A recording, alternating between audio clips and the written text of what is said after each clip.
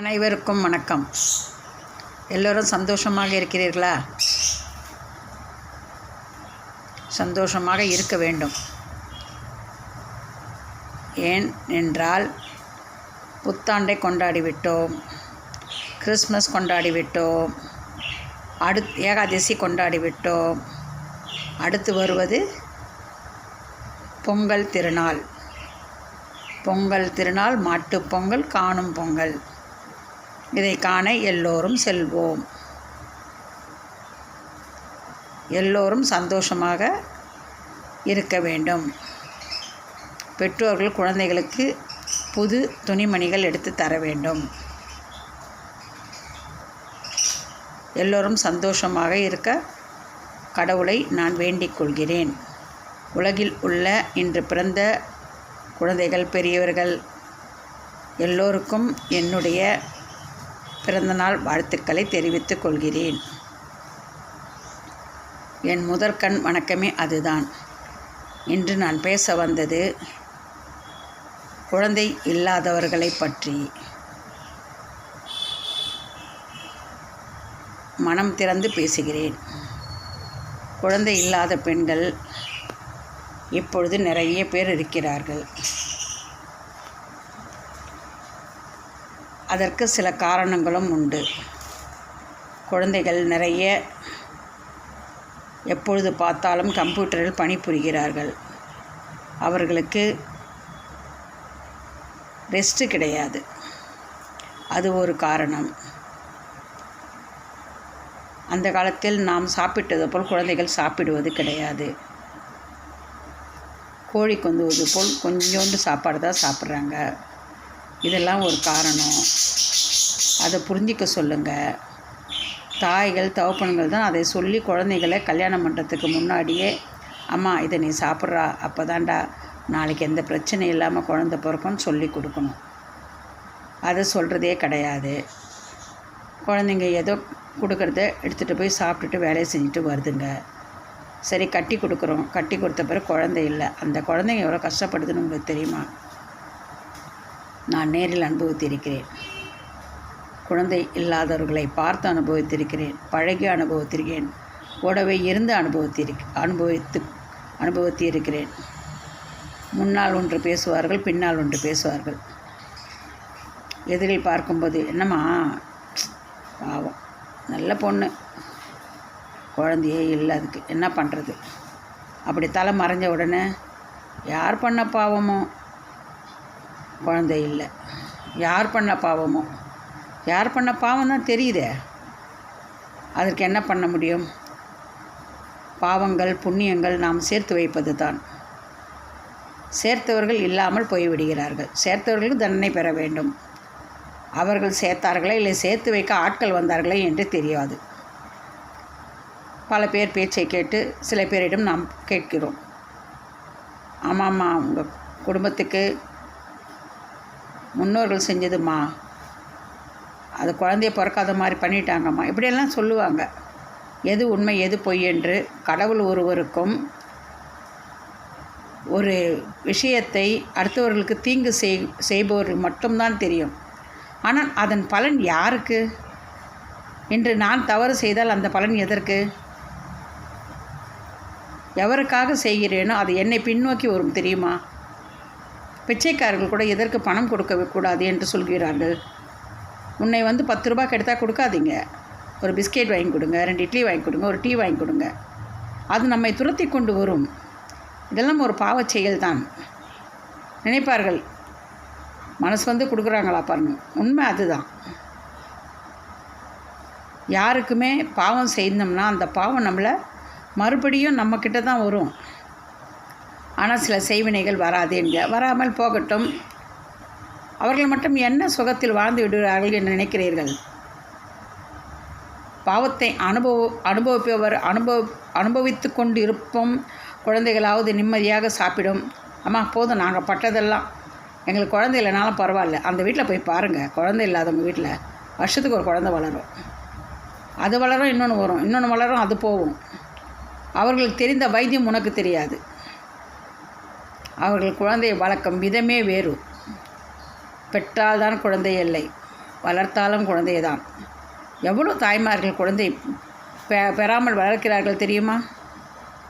அந்த குழந்தைகள் தாயை எவ்வளோ பாசமாக பார்த்து கொள்கிறார்கள் என்று உங்களுக்கு தெரியுமா?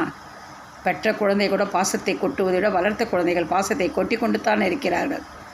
அவர்களால் வெளியில் சொல்ல முடியாது. ஏனென்றால் சமுதாயம் இப்படியும் பேசும் அப்படியும் பேசும். நல்ல விதமாக வளர்த்தாலும் அப்பா அந்த பையன் பரவாயில்ல பார்த்துக்கிறான், அப்படி கொஞ்சம் சின்ன தவறுனா அது பெற்றிருந்தால் அதுக்கு அந்த பாசம் தெரியும். இப்படி பேசும் சமுதாயத்தான் நாம் வாழ்ந்து கொண்டு இருக்கிறோம்.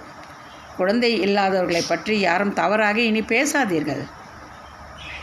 பேசி பேசி பேசித்தான் உலகத்தில் அனைத்து மக்களையும் நாம் மனம் கோண வைத்து கொண்டு இருக்கிறோம். நல்லதே பேசுபவர்களுடைய குழந்தைகளுக்கும் குழந்தை இல்லாமல் தான் இருக்கிறது.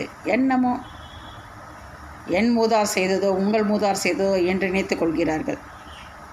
மூதார்கள் செய்வதை மூதார்களுக்கே தண்டனை கொடுக்க வேண்டும் என்று தான் என் ஆசை. ஆனால் அதை கடவுள் கொடுப்பதில்லையே. அதனால் தானே இப்பொழுது பாவம் செய்பவர்கள் தான் சொல்வார்கள் பழமொழி, பாவம் செஞ்சவன் நல்லா இருக்க மாட்டான். இப்போ இருக்க காலகட்டத்தில் பார்த்திங்கன்னா பாவம் செய்கிறவங்க நல்லா இருக்காங்க. நான் அப்படின்னு நினைக்கவும் கூடாது.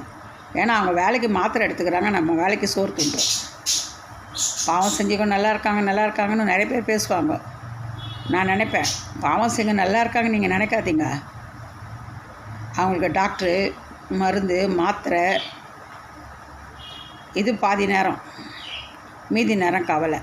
ஆனால் குழந்தைகள் இல்லாதவர்களை பார்கள், ஒரு கட்டத்திற்கு மேல் மனதை மாற்றிக்கொள்கிறார்கள். நமக்கு குழந்தை இல்லை, நாம் அடுத்த குழந்தையை வளர்த்து கொண்டு இருக்கிறோம், அது நம் குழந்தை, இந்த குழந்தையை நாம் வளர்த்தால் அதுவே போதும் என்ற அந்த உணர்வுக்கே தள்ளப்படுகிறார்கள். அந்த குழந்தையை பாருங்கள், அவர்கள் மீது அவ்வளோ பாசம் வைத்து கொண்டிருக்கோம். இது யார் குழந்தைன்னு தெரியலம்மா, உன் குழந்தையா அவங்க குழந்தையானு அந்த அளவுக்கு பாசத்தோடு நேசத்தோடும் இருக்க குழந்தைகள் எல்லாம் இருக்கிறது. ஆதலால் குழந்தை இல்லாதவர்களை பற்றி பேசாதீர்கள். அதேபோல் அந்த பெண்ணை பார்த்தாலோ அந்த குடும்பத்தில் உள்ள நபரை பார்த்தாலோ ஒரு முறை கேட்போம். கல்யாணம் முடிஞ்சதா ஒரு வருஷம் கேட்போம். அதுக்கு சொல்லுங்கள், அறிவுரை சொல்லுங்கள். ஒரு வருஷத்துக்குள்ளே போய் பாருடா, நிறைய பேருக்கு குழந்தை இருக்க மாட்டேங்குது, போய் பார்த்து உடம்புக்கு என்ன தேவையோ பார்த்துக்கோ. அடுத்த முறை அந்த பொண்ணு குழந்தை இல்லையா கேட்காதீங்க. பார்க்குறீங்களா, விட்டுருங்க. பார்க்கும்போதெல்லாம் அந்த பொண்ணு குழந்தை இல்லையாம்மா அவனுக்கு, பிறக்கலையாம்மா அவனுக்கு அப்படின்னு கேட்காதீங்க. அது மனசு எவ்வளோ கஷ்டப்படும் என்று தெரியும். பானுமதி பாடியிருப்பார்கள், செல்வத்தை பெற்று கையில் கொடுத்து விட்டு பெரும் செல்வத்தை வீட்டிற்கு கொடுத்தாள் என கடவுள், ஆனால் திருப்பி தரும் செல்வம் இல்லை என்று பாடுவார்கள். காசு பணம் செல்வத்தை அவர்களுக்கும், காசு இல்லாத செல்வத்தை தங்கச்சிக்கும் கொடுத்து விடுவார். அதுபோல்தான் எந்த வாழ்க்கையும் இப்பொழுது வாழ்ந்து கொண்டிருக்கிறோம். வரும் பிற்காலத்தில்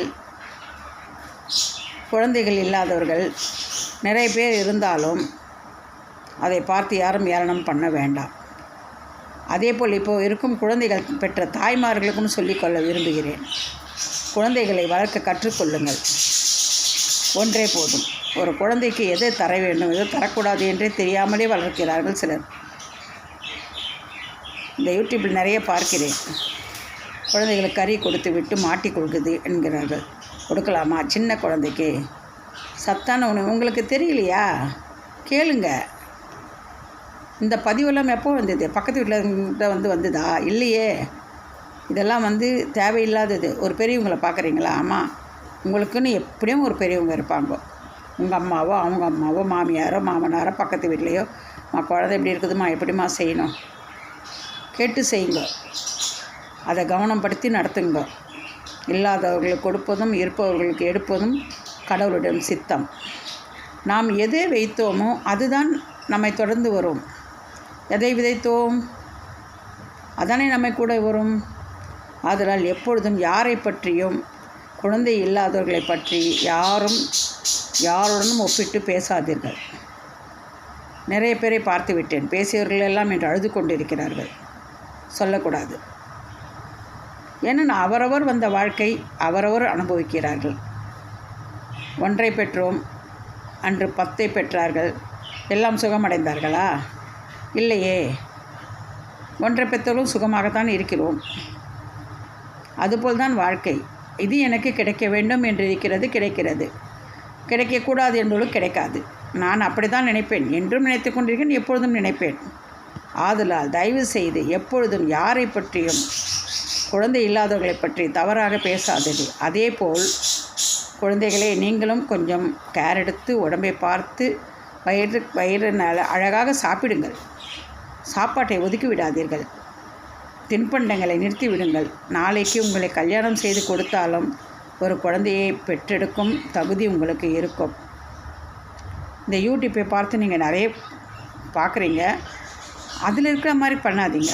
வீட்டில் கிடைக்கிற சாப்பாடை கொஞ்சம் நல்லா சாப்பிடுங்க. உழைக்கிறீங்க, அதுக்கேற்ற உடம்பில் தெம்பு இருக்கணும். உடம்பில் கர்ப்பப்பை அது தகுந்தா போல் இருக்கணும். வாழ்க்கையில் நாளைக்கு ஒரு ஆண்மகனோடு நீங்கள் இருந்து குழந்தை பெறும் தகுதியை பெற இப்பொழுதிலிருந்தே நீங்கள் பெண்களாகிய நீங்கள் கருத்தரிக்கும் வன்மையுடன் சாப்பிட்டு உடம்பை பார்த்து கொள்ளுங்கள். நான் தவறாக ஏதோ சொல்லியிருந்தால் என்னை மன்னித்து விடுங்கள். நிறைய குழந்தைகள் குழந்தை இல்லை என்று கவலைப்படும்போது மனது ரொம்ப கடினமாக இருக்கிறது. குழந்தை பெற்றுவிட்டால் ஒரு குழந்தை பிறந்தாலும் சந்தோஷம் அதிகமாகத்தான் இருக்கும். உங்களை பார்த்து யாரும் பேச மாட்டார்கள். பேசினால் அதை பற்றி கவலையும் கிடையாது. நாம் பின்னால் பேசுபவர்கள் முன்னால் செல்ல மாட்டார்கள், நாம் முன்னால் பேசுவோம், பின்னால் செல்ல மாட்டோம். இதுதான் வாழ்க்கை. பேசுபவர்கள் பேசிக்கொண்டு தான் இருப்பார்கள், ஆனால் அதே இடத்தில் இருப்பார்கள். நாம் தட்டி விட்டு சென்று கொண்டே இருப்போம். வாழ்க்கையும் அதுபோல் தான். அவர்களால் நகர முடியாது, நாம் நகர்ந்து கொண்டே போய்கொண்டே இருப்போம். இதுதான் உண்மை. இத்துடன் என்னுடைய பேச்சை நிறுத்திக் கொள்கிறேன். நன்றி, வணக்கம். ஏதாவது தவறுனால் என்னை மன்னிக்கவும்.